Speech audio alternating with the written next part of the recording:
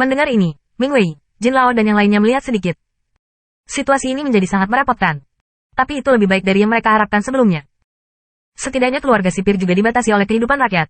Mereka hanya bisa mengandalkan rahmat para dewa kuno kekacauan untuk mengatasi batas-batas kesetaraan.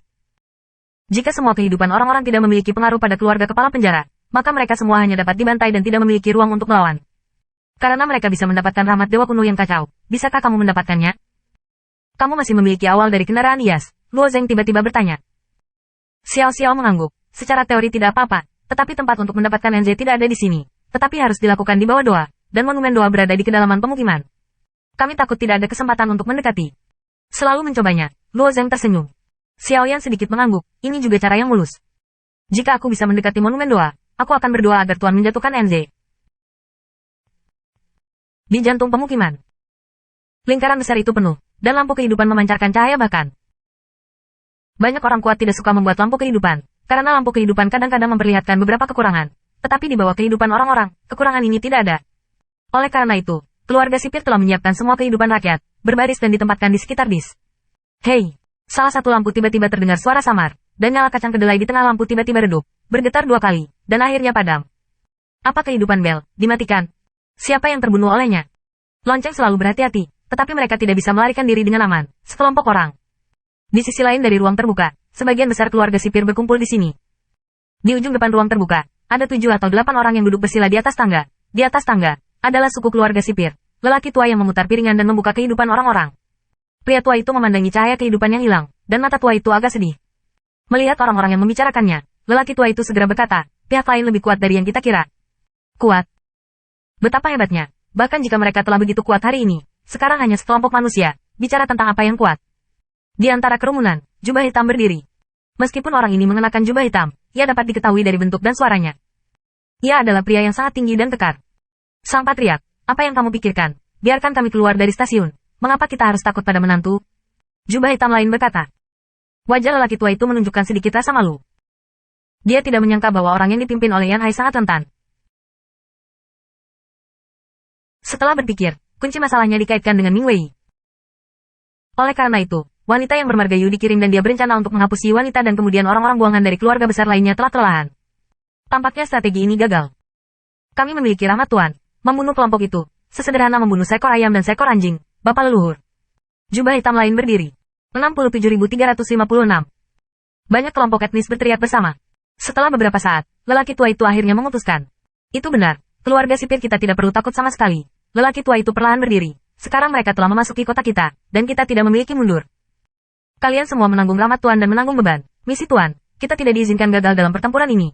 Suara pria tua itu jatuh, dan suara tangga tiba-tiba menjerit. Low. Tanda seru. Di. Low Bing. Di. Petik 2.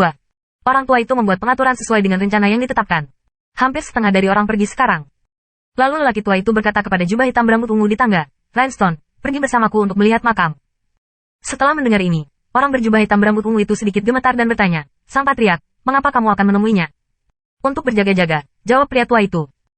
Jubah hitam berambut ungu itu tampak enggan dan dengan tegas berkata, tidak ada, kita tidak akan gagal. Kalau itu benar-benar gagal? Pria tua itu bertanya. Jubah hitam berambut ungu itu diam dan mengangguk. Lalu lelaki tua itu berjalan menuruni tangga dan berjalan ke arah lain dengan jubah hitam berambut ungu. Setelah berjalan melalui area terbuka, ada bukit rendah di depan, dan batu nisan berdiri di belakang bukit. Keluarga sipir tidak memiliki harapan hidup untuk hidup yang kekal, atau tuan mereka tidak memberi mereka hidup yang kekal. Ada ribuan orang yang dimakamkan di sini.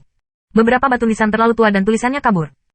Usia lelaki tua itu tidak terlalu kecil, dan sekitar 4 putaran lagi, yaitu 4.000 tahun kemudian, juga akan tidur di bawah batu nisan ini. Setiap kali saya melewati pemakaman ini, orang tua itu memiliki perasaan.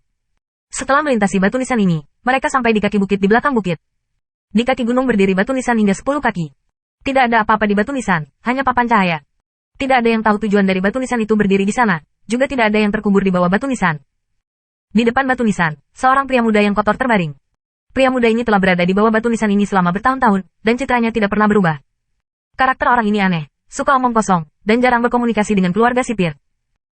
Di masa lalu, suku-suku keluarga sipir memiliki konflik dengan pemuda ini, dan mereka pernah mengumpulkan ratusan orang untuk mengepung orang itu. Tetapi pemuda ini menunjukkan cara yang hebat untuk membuat keluarga sipir memahami bahwa pemuda ini jelas merupakan kehadiran yang tidak dapat mereka provokasi, dan kekuatan orang itu bahkan lebih kuat daripada orang buangan di dunia ini. Untungnya, ia tidak kecanduan membunuh. Di tengah-tengah konflik, ia hanya mengajar ratusan orang, tetapi bahkan melepaskannya. Sejak itu, tidak ada yang berani memprovokasi orang ini.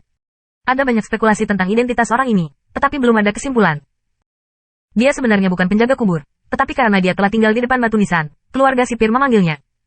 Orang tua itu berpikir, pemilik mengatur orang ini di sini. Setelah semua, ada alasan. Sekarang keluarga sipir telah mencapai momen paling kritis, dan pria tua itu secara alami berharap bahwa ia akan menjadi pendukung keluarga mereka. Pria tua dan jubah hitam berambut ungu baru saja berjalan di bawah batu nisan dan belum melihat pria muda itu. Tepat ketika kedua orang itu bingung, mereka melihat pemuda itu duduk di atas batu nisan dan memandang mereka. Dia tersenyum dan berkata, kehidupan para monster tua dikorbankan. Besar,